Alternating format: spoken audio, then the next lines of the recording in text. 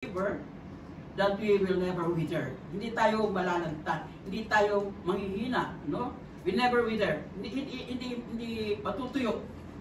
But you will bear fruit season out and out of season. Pag sinabi natin seasons, it means that when there's a season, we have the 4 seasons. Minsan nga, nagkakamali ako ng sunod-sunod ng season, ano? Magdating, what is the next to winter? Ito, ano to? Ano ang sunod ngayon? Summer? Spring. Holiday season. Spring. Spring. No? Spring means flexible. No? Spring season. After winter is spring. No? So it means that after this, there's something that parang natutulog. No? We are in the season that we are not active, but there's some season that it will do. Because it's spring season. After spring is summer. Pag when say summer is so happy, it's so blooming, no? Because it's so we feel the warmth and everything, ano? And the summer is fall, the autumn, ano? So ibig sabihin kapag meron kasayan, dumadating din yung fall. Yung isa nawawalan ka, and then so nararanasan natin yan, and then a winter. So we feel every season there changes in every season.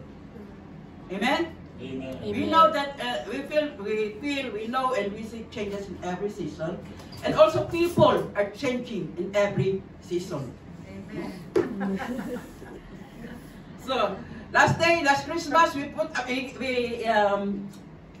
our all effort, and we're so happy, you know, and we are blooming like a summer because we are so orange, and we're shining like Temu. So it's like summer during our anniversary, like summer. And after the anniversary, still winter, summer, winter, spring. No, there's still winter, the summer, fall. No, so still we feel the summer, we feel the blessing, we feel the fruits of our anniversary in our Thanksgiving, our Christmas party. We are enjoying. Then after that week, Fall. it's a fall, really fall. Na-fall na lahat. So we can see the season. We can see the timing. But say that God will bless us season and out of season. So dapat nakita natin yan. This is what God is speaking to us in every way and everything, and even in His Word. We must understand that how we will receive the blessings of God. So, kanina, a while ago when there's a tithe offering. So I say when just during Christmas we are happy to receive gifts from God. Well, then we are respected, and almost every children they're so happy when there's Christmas. Yay! I will go to my ninong-ninang, ipapasko, no, they're enjoying. And even though yung the adults, the ninang-ninong, they're happy to preparing their gifts, ano, packing the gifts. Then, not yet finishing packing the gifts, they are really exhausted. No? Na-exhaust na sila, napapagod na sila. Wow! Hindi pa ko tapos, there's so many things, there's so many inaanak pa, kulang na ang budget ko. So you're feeling exhausted. Then, minsan yung nabalot yun, babawasan yung pan. Ilagay na sobre. Kukuhanin nyo pa, gusto nyo pa, because there's so many things that is happening. And that is a season. So, we say that God's kairos time, God's never change. But people have time. People change, you know. Nandun na nga gusto pang kuhanin. No? Because there's some season of time. Nagpapagod, sasawa. No? Hindi naman tayo sasawa, but sometimes we feel our own self, sarili natin. Yung ating sarili, our own emotion, our own reasoning, our own thinking, sometimes make us being in autumn. Kasi nilalagay tayo sa autumn. No? Nagiging autumn tayo.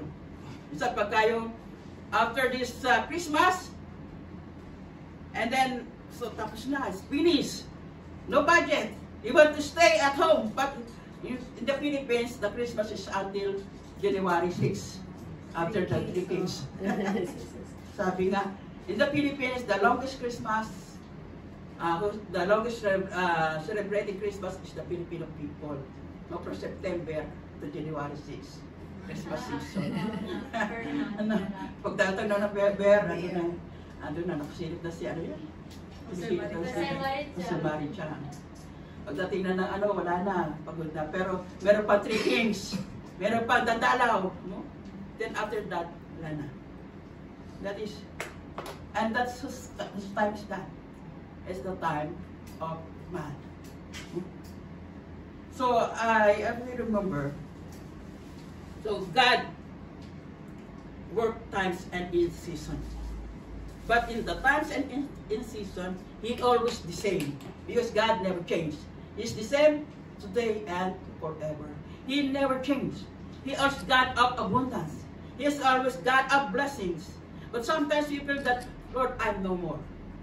I will want to rest. Pagod na tayo. But still, let us be encouraged with this Kairos time of God. Let us be encouraged with who is our God. We must be an imitator of our God. Our life is built upon a series of defining moments. Yung sasabi ko, meron tayong mga moments na para bang season, winter, summer, winter, spring, summer, or fall. No? Sa kanta ko na only in the song I remember this the chronological of the season. You've got a winter, spring, summer, or fall. Is that so? Sometimes I cannot remember this the chronology, yung pagkakasunod-sunod. Okay. So, is there a winter in Africa? What? Brother? No, we don't have winter. Only? We have only 2 seasons, dry and rainy season. The same in Philippines. Dry season, rainy season, 2 seasons. That's Philippines. When it's rainy, it's so bloody. When it's rainy, it's a bit cold, but not as cold as here. In Philippines, when it's rainy, it's bloody. Bloody. Blood. Flooded. Oh no, it's not flooding. It's bloody. And now, even in the season, it's bloody. Sometimes the houses also swimming out. No, it's not like that.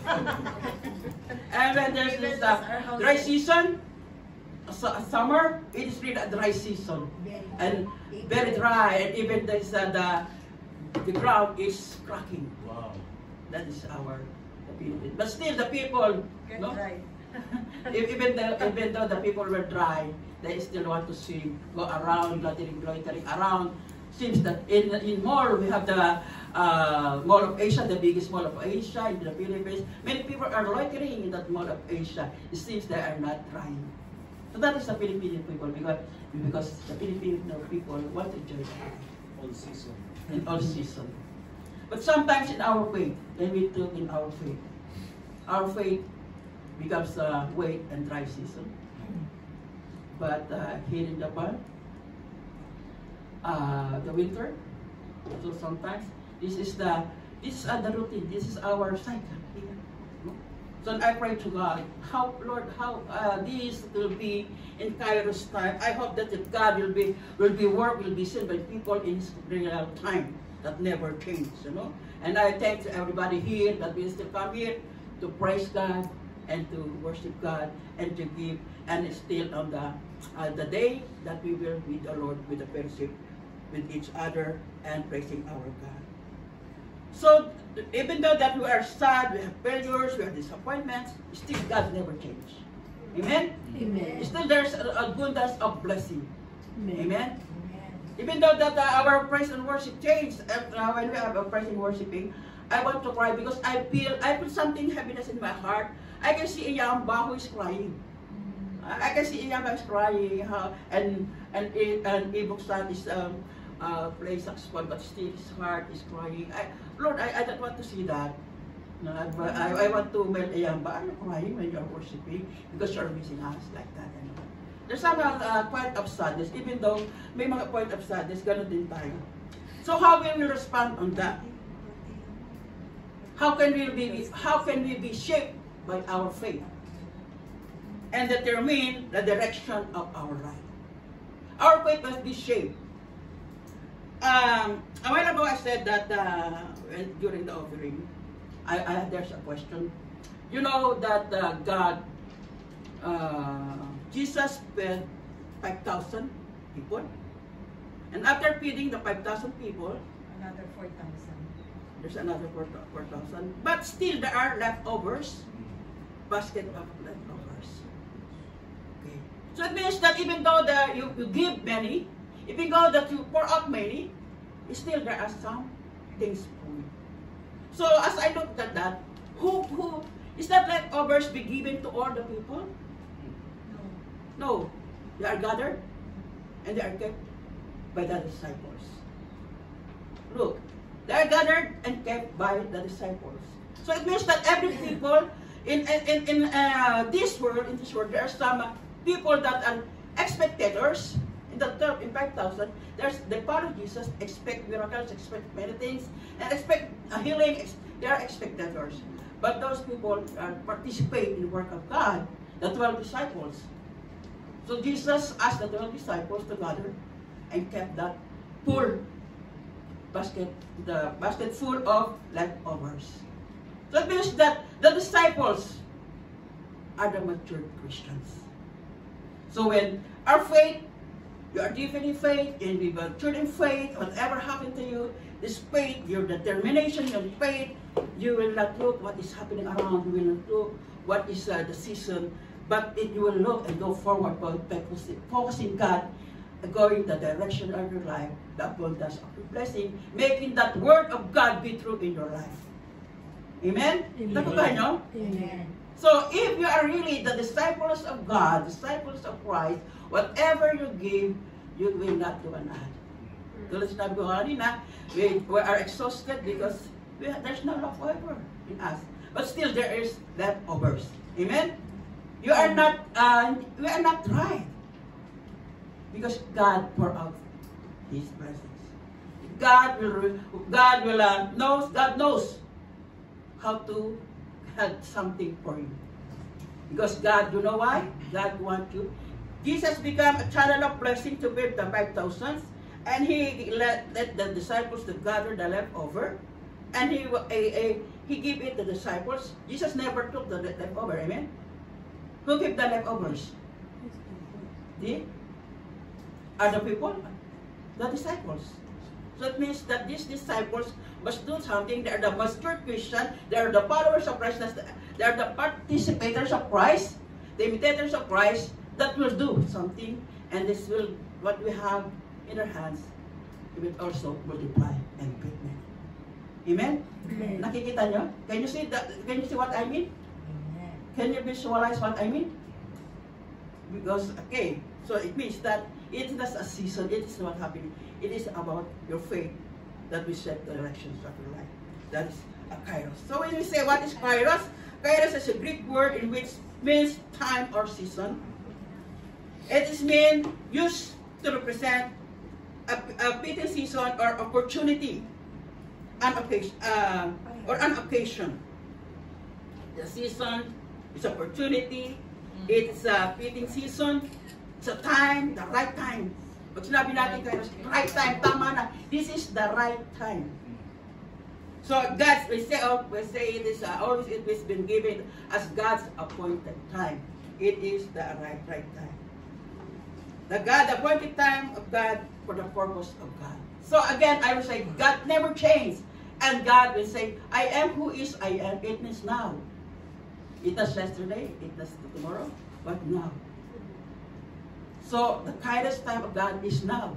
We will not look on our tomorrow because let us, sabi nga, never huwag problemahan ang bukas. Don't worry about Don't worry about tomorrow. Let tomorrow problem. worry about itself. Worry about itself. It means that our God is time of now. He will bless us now, and He will add another blessing of tomorrow, because that is our God. So God, can you imagine the leftovers that given the disciples? It means that God is telling that you still have more. No? Poor basket, you have still more. Even though that you cannot see it, still you have more. And the tomorrow, and there's another mercy, another grace, another blessing tomorrow, because His mercy is always new every morning. There's another new every morning. So if you God bless you these of thousands, another blessings. It's new. God is a God in the highest. He's not God in the lowest. So our faith should be going, our direction of faith should be in highest. Pataas, going up. So if you have today, God entrusted you of this kind of faith, entrusted this kind of abundance. For example, God entrusted you this kind of money. Hakuma today. So it means that you have to share. You must be a channel of the blessing. And never worry about tomorrow. Because it's hard to give many. It's easy to give a little thing. When you have, pagka meron kang, when you earn up 2 months, how much you will give? Or 1만. 2 months. And it's hakumang, 주문. so it's hard to give 2 months. Amen? But if you will see and know God and have visualized God, His mercy is new every morning. When you say new every morning, this Juma, this Sakuman is new. When you say another, no? Another abundance, it will be added. So what will you hold on? Your mercy today or your mercy tomorrow? But God will give you. So that is faith that will direct your life, that will direct your blessing. That is the kindest time. That is the time of God, not the time of man. Man is making their own time, making their time. When they see something is lucky, it is my time to hold on. Never hold. And make it God's time. Because God's time for you is always now. God's time for you to bless is always now. Because the time our God is now. Amen? Amen. So I will make it clear to you. Because when Moses asked the Lord on the burning bush, he said, "Who are you? And what's your name?" He said, "I am who is I am." When you say, "I am who is I am," ako ay ako nga. Wala na akong hapon, wala ngayon. Ako nga ngayon. It is now. So God's time is now. The blessing is now. So we must visualize, we must see the Kairos time of God. The 2025 Kairos time. Never go back. So we have visualized and we have happy and I have visualized, we can see, not visual, we see in our eyes how great or how good our anniversary. We never think that we have done that. Hindi natin naisip na nagawa natin yun, di ba? It's good, it's really good. And many people are amazed. Our visitors are amazed. The pastors, they sent to me, congratulations. Even though they have not yet see our posting and our anniversary, they sent message to me, congratulations. You're good, doing good. And so they're waiting for something that will happen to us. So it is. So again, I told you, let us see, I told you, the time of God, that's the God of now, God of new blessings every morning. It means, when you're stepping that, nakita natin yun, there's more. We will not go to, I said that from 4, we go to, from 6 we go to 10, but we will not go to 9 again. Amen? Amen. We'll go higher and higher, step by step, day by day. No? Step by step. No? Hindi tayo step by step backward, but step by step forward. Because our God is in the highest. No? When we step backward, where is our God? God is on the highest. No? God will pull us up, developing our potentials. And that is God's appointed time. Amen? Amen. I hope you can see what I can see. I'm seeing so many things. Okay, hallelujah. Amen. So this is Kairos time, this kind of God. This 2020, let us make this 2025, year 2025, a special time, a special year for our church, for your lives. Let us make this a chosen time of God. A chosen time that we will serve God. It said that it's God's time, powerful and right, fixed by Him, and to be used for His purpose. So, is it, you know, is God waiting for the time, for a longer time to bless you? Naghahanday ba ang Panginoon ng, okay, I will wait 10 years before you bless? Is that so? No. But why? Why we still need to have that longer time before we see the blessing of the Lord? So every time, if God of now, I am who I am, God of now, a blessing of today, God of abundance, why? Hindi niyo ba natatanong sa sarili niyo? Are you not asking yourself, bakit ba hindi pa natin ma-reach out? Yung para ba tayong malaking ating church? So, can you visualize, are you dreaming of visualizing our church a mega church? Amen. Or just a dream? Just a dream. Just a dream, kumaro na. Oh, it's a bangungot. What do you call that? Ano ba yung bangungot? Nightmare. Oh, it's become a nightmare because we are dreaming of a big church and a big place for us, and then when we wake up, we are only we're just 10 and we're still here and look around, and it becomes a nightmare. But in God, there is no nightmare. It's upon the perfect time of God in us. As we see that God's time in us, that this time is God's time, and every time is God's time for us. Amen? Amen. Let His power, let His purpose happen to us. You know, why God called Abraham to get out in the land of Ur to bring him in the promised land. Diba? Do you know that? Diba tinawag si Abraham, lumabas ka dyan at dahil ka sa promised land, lupang pangako, in which there is overflowing of milk and honey. No? Overflowing of yung mga matataba lahat, yung magaganda lahat. Yes! Yes. Sino nakarating sa Israel? Have you been in Israel, Brother AC? AC? AC. Have you been in Israel? Israel, no. So Israel is a land of flowing of milk and honey. That's why it became a promised land. Amen? Amen. Is that true? Amen. Amen? I can tell you that it's true. Because when we were there in Israel, we saw you cannot, the mountain don't have, in our mountain it is greeny. So many trees, so many plants, but there's nothing in Israel. Which is a rocky mountain. Plain mountain lang. A plain. And there's grass, yung bush, nakita niyo dito yung bush, yung halaman na bilog. Ganun lang yun yung, di ba pagka winter nakikita niyo dito, yung manabibilog na halaman na lumalago. Bush yun, ano? Ganun lang ang nakikita doon na pulo-pulo lang.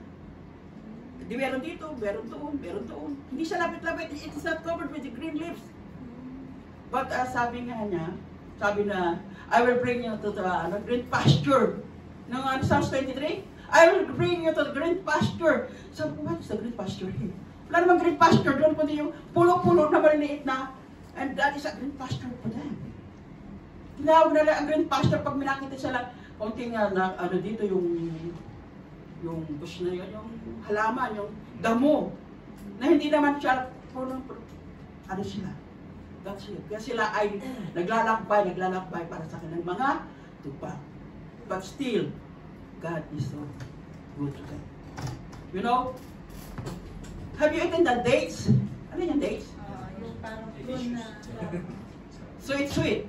Sweet. But when you eat that in Israel, you are eating like a honey. Very sweet. So sweet, you're eating like a honey. I thought that when they take the date, I thought that they soak it in honey. Kala ko binaba nila sa honey. They put the honey. Did you put honey in? No. It's just become in our place. And there's honey. And when I see the eggplant, alam niyo, kalabas, yung ating ganyang pakwan? So big, it's an eggplant. And our eggplant is like this. It's so big. So that is a praise, a promised land. So why God never just sent Abraham to Canaan, or to the promised land, but let God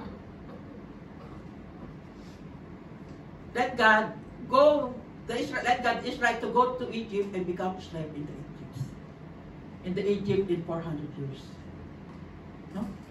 Diba? They stayed 400 years in Egypt because before they get out on the promised land at the time of Moses during the Exodus. Bakit kaya hindi pagtawag ni Abraham, di agad dinala doon? Setting the time. So that is that. God has His purpose. God has His love and faithfulness to all people. There are people in Canaan. The Canaanites, Hittites, Jebusites, Amalekites, and those hindi nagbibigay ng tithes. all the tithes there in Canaan. But God let them to be killed. And nothing left in them. The Palestinians, they're not the land of Palestine. They're just the name given to them to yung mga Israelita ay to annoy the Israelites. Kasi matatigas ang ulo nila kasi ayaw na magpasa ako. Why? Bakit ganon? So, sabi ng Panginoon, in Zechariah, I think, sabi niya, I will let you to go to Egypt and be there for 100 times and you become slaves. Why? Bakit ginawa pa niyang slaves? Bakit pinadanas pa niya ng kahirapan? Bakit hindi niya diretso sa Egypt? Sa Canaanites? It's because God wants to make us holy and acceptable to Him. God wants His people to make holy and acceptable to Him. So the Canaanites, they are the people who don't follow, who don't obey God. And they have more sins. And even the land become cursed because of their sin. But still God is so faithful and give time for those people. And this Israel, and these Israelite people, no? Yung mga Israelita, ang dami ng pangako sa kanila. There's God's many promises. Still, they have, because they have received many things from God, they become hard-headed one. Naging matigas ang ulo. They're never focusing. In the time of Jesus, that is. So it is God, this Egyptian, or the Israelite, or the people making their own time. Not the time of God. Not obeying God. So God make it, pinahahaba ng Panginoon, to fulfill His purpose. He is become faithful and is making the people see who He is, kung sino siya. He just make the people to see who is God. Hindi natin makita. People will know who is God kung hindi nila abot yung the point that they are so zero and they look upon God and hear from God. Hindi the people, it is the people. Never listen clearly to God and never obey fully to God if there's something in them. Kailangan mas-zero muna. Total zero. Sabi nga ni Pastor Ivo, yung ating pangangailangan, sacrifices start from zero, starts from nothing. You can still give even though you have nothing. And that is a sacrifice. So if you have 1,000 and you give the 900 and you say sacrifice, still you have 100. But you have zero and give something, and that is a sacrifice. So in that time, you'll see that God's time. You will see and you will show, you will see and you will have your faith, and faith must be developed, and your faith must work in you, seeing who is our God. So our God is always working in us, even in the perilous time. Even up today, itong mga panahon ito, this is a perilous time. Because this is times of many deceiver. Marami nang manloloko. If you look around, even in the Facebook, no? There's a perilous time. There's so many deceivers. There's so many worshippers of Christ here and there. But how they worship. So we must have the really a worshiper of Christ. So many say a Christian, but they have so many idols around, the same many gods around in them. But God said, "Oh, hear Israel. There's God is one. The Lord our God, the Lord is one. The Lord is God. The Lord is one." So God make them to always tell them, recite them, so they remember them that God is only one, and God is one, and God is one, is only God. Because there's a deceiver one who making that confusion, that making more gods. So as we are in his time, today of times, so as we look around, I ask to the Lord as I pray to God. So many people are in the point or in the place of their saying that they are following God, saying they are religious one, saying they are a Christian, but still they are not. They are in lukewarm. They are so lukewarm. So because they are making their own time. They are making their own laws. Katulad natin sinabi binasa kanina, as we say that in the time of Sabbath, sa pagkain nila, no, when they eat foods, they don't wash hands. What God said, what Jesus said, it's not what is you're taking in is bad, but what is coming out. So it is not because that you must not, pwede na hindi mahugas ng kamay. It's not because that you can allow to don't wash hands when you're not. It's not that because. It's because God wants you to see more deeper meaning of that. No? Yes, we will follow the washing of hands, ano? Huwag natin sabihin, that's why sometimes people are get astray. Oh, sabi doon, it said that, hindi, yung sa kanina, Jesus said, it's not what you are, it's not a problem about that washing his hand. You can eat without washing your hand. And many people are doing that. No, okay na yun. Okay na makilod yun eh. And that is the trend today. Okay na yun, okay na makilod yun eh. It's okay because it's God. God is God of love. God is God of mercy. Kaya okay na lang because we express love. Okay, it's okay that to have married same sex. It's okay for us to have because God wants our family, so we develop our family. What man? They marry. And ano kanilang anak? Nakikita mo, man and man are working together as a couple, not husband and wife, but couple. And they have the stroller, have their children. Nakadamit sila. Ano nakalagay? Aso. You can see their stroller and they're walking together. And you can see what they're pushing. They're pushing the dog was cleanly and dressed. So, nakadamit siya, gaganda ng damit, no? Is that happen in Nigeria? No. We have not allowed it to come into the church in Nigeria. But not the people of the church, but the people of today. The government, we have a law against it. They're very strict in Africans generally, except South Africa. Most African countries are strict about it. they rebuild themselves. In Nigeria, it's 14 years imprisonment.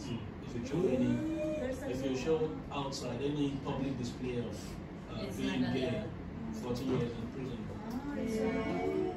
Or they just kill them. But It's very extreme. so it's very, but it's really it's good because we must live on the Word of God. We must not live in the carnality inside in the two sides of coin. We must be strict on the Word of God. So some people are accepting. So we are as the people of God. We are as the disciples of Jesus. As we are mature Christians, we must also be strict on that way. You must tell them, this is the Word of God. It is my word, not my word, but it is the Word of God. So there's some growth. So everybody, every people, every Christian must know the Word of God and fully understand the Word of God and live by the Word of God. So sometimes it's starting to me. What I have done wrong? The Japanese people, I say that the Japanese people, that sabi na, what will happen to you? You are in the Philippines, you are old, you don't have, you're just asking money for your food. what will happen to you? Don't you worry about when you get old? No. When I get old, I will kill myself. I will have a suicide. Is that so? Yes. Is that God will not allow that? I don't think so. The Japanese said, I don't think so because I never killed anybody. I killed myself. But that is taking lives. And the Word of God is telling never take lives. Amen? Amen. But these Japanese people saying, I don't kill anybody. I just take my own lives. But must be strict in the Word of God. Your life is life from God, and only God can take that life. So that's why. So that's why we are here. We must understand well, and we must know well, and we must be in the right time of God, and we must fix in the Word of God, because it's God up now. Amen? Amen. We must not change. Sometimes the people hear what's happening today. There's so many problems. Worries that you will hear from Japanese people, they're so worried about today. They changed this prime minister because they think that they will change the economy. But again, critical the moment because this prime minister will again let the taxes be higher. They tell that our electricity will go down, but still it become higher, and everybody is higher, and it is. So be the Word of God, only the Word of God, only if you see God, and only if you know God, and only you have faith in God, the fixed faith in God, your life will be determined with the Word of God, with faith in God. So in living this perilous time, you must know that this is living this perilous time as a Christian. You may accept it and have it, and it's a God's time for us. Amen? Amen. It is a God's time for us. Pastor, how can you say for that? You know, there's so many things, there's so many blessings that happen around. It seems that God is choosing people. That God is having people to be blessed. Why? I ask God, Lord, why those blessings cannot be happen to all Christians? Why the Christians in the church have never been blessed and they go out of the church? Yes, because they are not real Christians. So when they become dry, they never trust.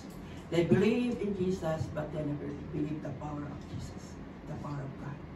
They just know Jesus, they just say, Jesus, we love you, you're worthy to be praised, you're worthy of all, but they never believe in the power of Jesus Christ. That's why they get out.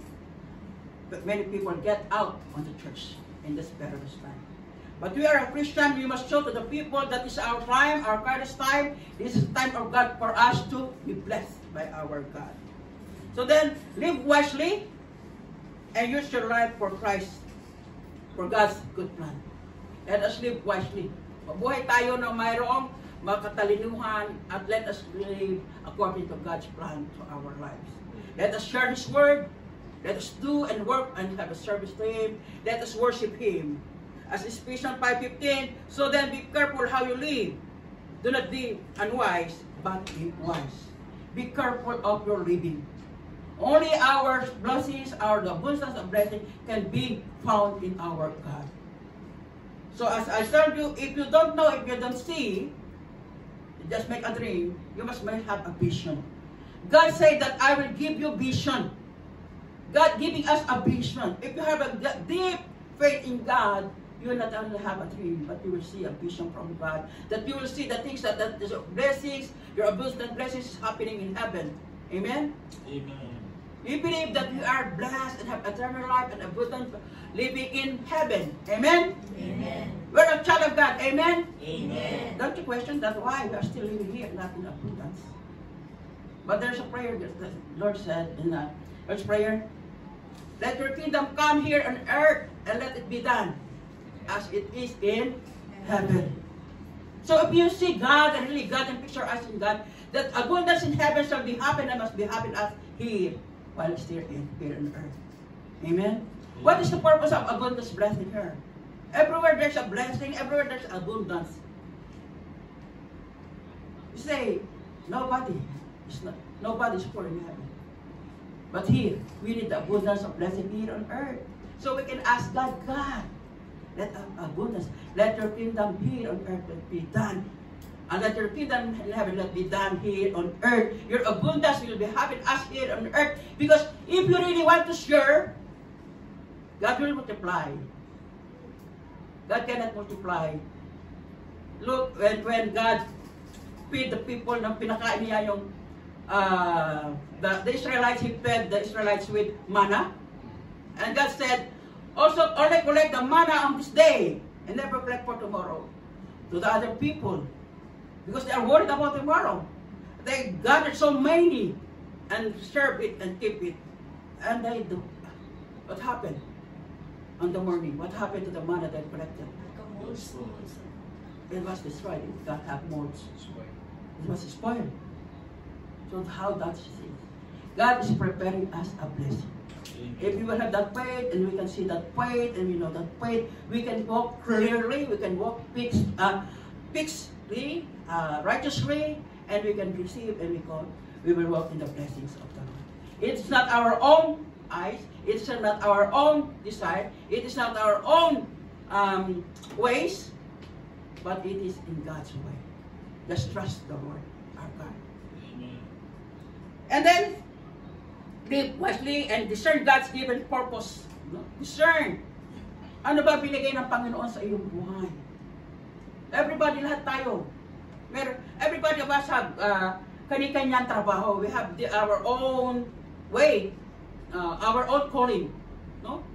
May kani-kanya, every one of us have a specific service to our God, a specific calling to our God. Not all will become the hands, not all become the mind, the eyes, not all will become the feet. Amen? We have the specific part in the body of Christ. And that is the purpose in us. If we're really with God and discern God and know God, no matter what, no matter what, we will come to the Lord and serve our God according to His purpose. So do not be foolish, but understand what Lord's will for us. Kasi marami minsan, nakikita mo, we can see still that even though Christian just want to be in the highlight, parang nasa highlight siya lagi. Gusto nila, the people may see that he's Christian, but the living is not the way he lives. The way she lives is not what we call a Christian. He must be imitator of Christ.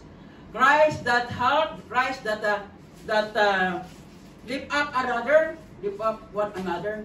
Christ that give Himself to help another.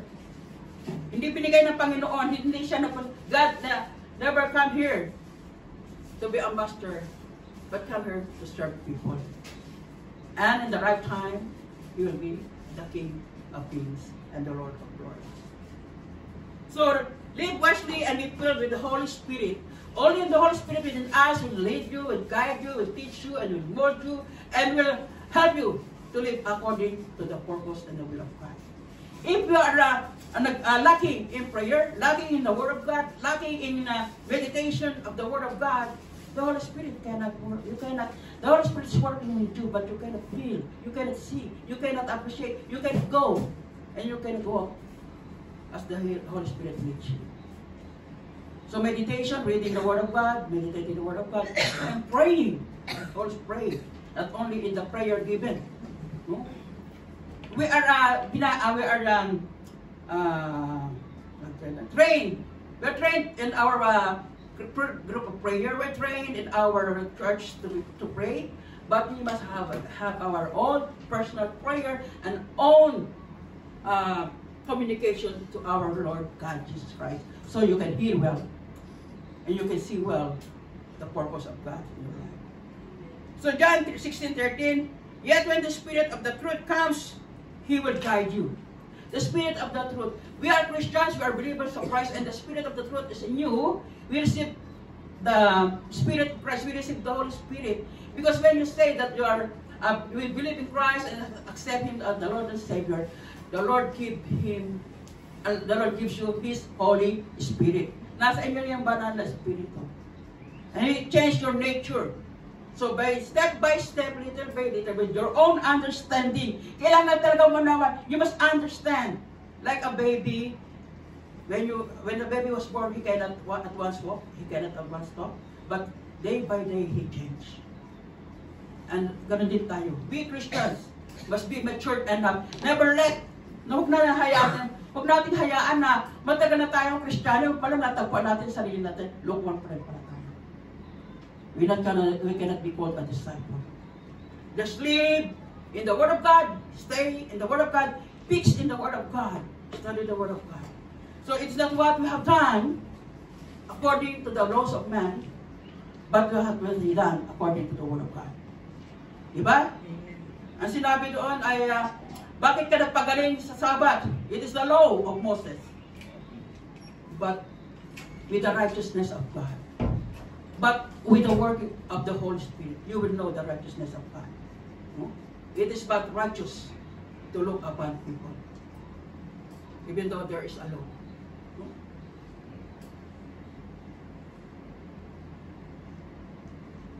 Okay, so he will speak on his own accord, but he will speak whatever he hears and will declare to you the things that are to come. So God will speak to you through the Holy Spirit, according to what the Father will have spoken to Jesus, and Jesus will tell it to you through the Holy Spirit, and you will tell it what you heard from the Holy Spirit. You will tell it what you heard from God, because that is what we call the Rhema Word of God. So the Word of God was Rhema unto you. If you have really a close relationship, intimate relationship with God, the time of God, the Kairos time of God is in you. And God is in you. And you will hear well, you will hear clearly, and you will declare clearly the Word of God without, when the others say, ang sabi nga doon sa in the book of John, I remember when Paul is declaring about the Word of God and to the people, meron doong yung tinatagan, a lady, a girl that can prophesy, yung manghuhula. I said that this man is the man of God, but he was rebuked by Paul. Why? Because the Spirit is not from the Holy Spirit. So some of us, if you don't know what is really the Word of God, sometimes say, he is good and his word is the Word of God, but the Spirit is not the same. So only if you have the intimate relationship with God and have the Holy Spirit and make the Holy Spirit work in you, you can stay firm in the Word of God and say and rebuke that is not true, that is not coming from God. So the time is a gift from God. This is a gift from God every time. Never wait for the time for tomorrow that's coming, but today is the time of God for you. If you will hear clearly the Word of God, if you will listen clearly the Word of God with all your heart, the Word of God will rhema unto you. Be careful and listen. Jesus said always that if you have an ear, listen. Kung may tainga ka, makinig ka. Some people have ears, but just it takes the sound. Hearing from here and getting out. Just hearing the sound. If you already have an ear, you must understand. It means when you listen, you must have an understanding, and that is the work of the Holy Spirit. So there's a point in time, and time is now.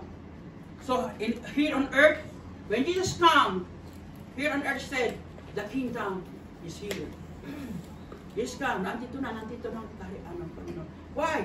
Jesus died 2,000 or 2,000 years ago. Bakit hanggang ngayon? Because God is faithful. God is so merciful. He is giving the time so that the people will see the right time of God. Amen. So that's why we are giving that.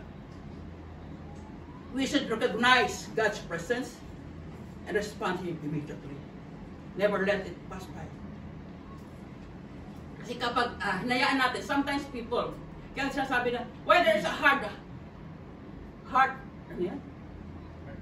Hard-headed, and pusong matigas. Pusong bato. Kasi, the message come in and say, wait. The Word of God come in and said, Okay, I know. Para inuutusan ba? Yung magligpit ka, opo! Wala na, nakakain na, wala nang kakainan, di na nagligpit, saan na kumain? And that is not an order. Okay? You must know what is the Word of God and obey the Word of God. That is the word. Make this day, make this year, the Kairos, God's Kairos time for us. So we have to live wisely everywhere, every day. Be vigilant. Always watchful. We should not take our eyes off to Jesus. Whatever we see, whatever we hear, go back to the Word of God and ask to the Holy Spirit and pray and ask. Why the people sometimes never talk to Pastora when there's some problems, there's some murmurings? Bakit sabi ko, Lord, there's so many problems. Why they never talk to me? Because when I talk to them, I will give them the Word of God. So those people are just searching for people who are like them, that they will walk like them, that they will say that they will make the Word of God an excuses to it. They ask us, is it right for me to be like this? Oh yeah, it's right for me. It's okay. Anyway, you are the child of God. But when you talk to the pastor, no, it should be like this, it should be like that, it should be that. And I pray, and it's up to you to follow. But I'll give you exactly what is the Word of God. I will not say, oh, it's okay, it's up to you. I will say, it's up to the Word of God. You must believe in the Word of God. So we must be watchful, take always the prayer, and let that prayer, you can, God will talk to you, God will show you something. Kapag na-reach out yung ganung bagay, when you come to the Lord, God give you so many things. So as you fix your eyes to Jesus. Amen? Amen. Sabi diyan, wake up. Tumising tayo. Not a time to be sleep. Not a time to sleep. No? Huwag na tayong not be carnal. Don't be, God don't give us a spirit of cowardness, but give us a spirit of courage, sound mind, and a sound body. Some of us become courageous, become fearful of these days. Fearful of many things. Fearful of the time, getting old. People of the things that happen around that today. There's so coronavirus that is so common today. That is an influence. So there are people for that. And so they can go, but they never see the healing of Jesus. You come to church, step by step, little by little, you will know that God is, Jesus is the healer. You will overcome. Pagdating mo dito, kasi mag-travel ka ba ng kinilalag na, pagdating mo dito, pinawisan ka. And then, yung lagnat, the fever goes away, di ba? That's the way. So let it be, no? The end times are here now. The end times are here now. Tapos sila. Huwag natin itayin huwag natin antayin. Pagdating ni Jesus, just our life will end. Your life will end. Hindi natin alam ang ating bukas. Maybe tomorrow, maybe now. I always thinking of my husband. I talk to sa kanya Ototo. Sabi niya, nasaan yung kapatid niya? Andito pa ako sa tabi ko, still on my side.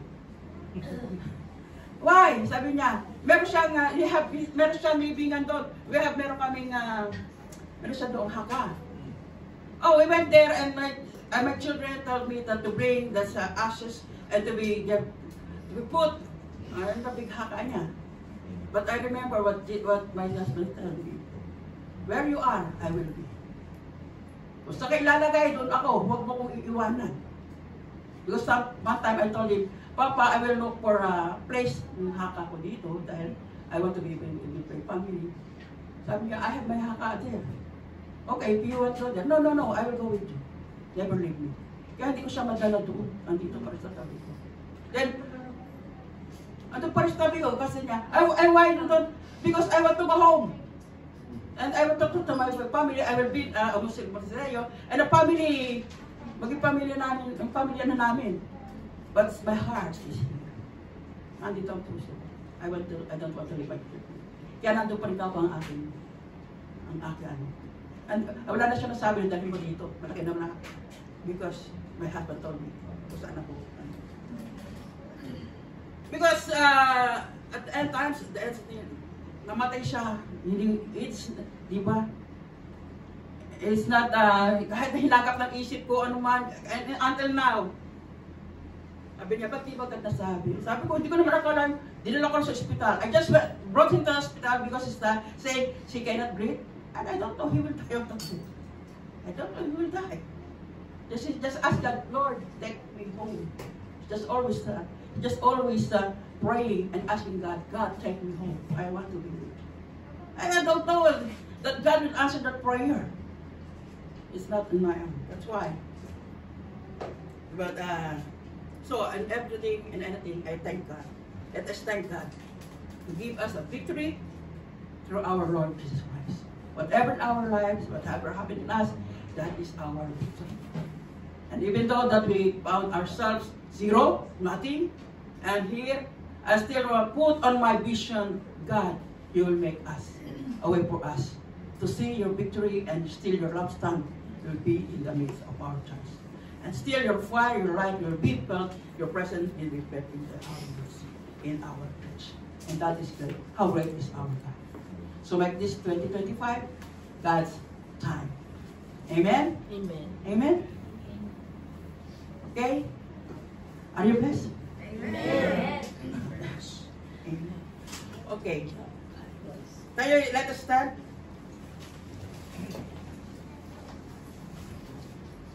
Now let us wake up. Wake up. It's not our word, but it's God's word. Hallelujah. Ora bagara sanda tikar ele babahara. My Jesus, our Lord, our God, our Savior, the coming King, the Lord of Lords, O Lord God. I thank you so much, O God, for your greatness, O Lord God. I thank you so much, O God, for your mercy, for your grace, O Lord God. I thank you so much, God, for your wisdom, O Lord God.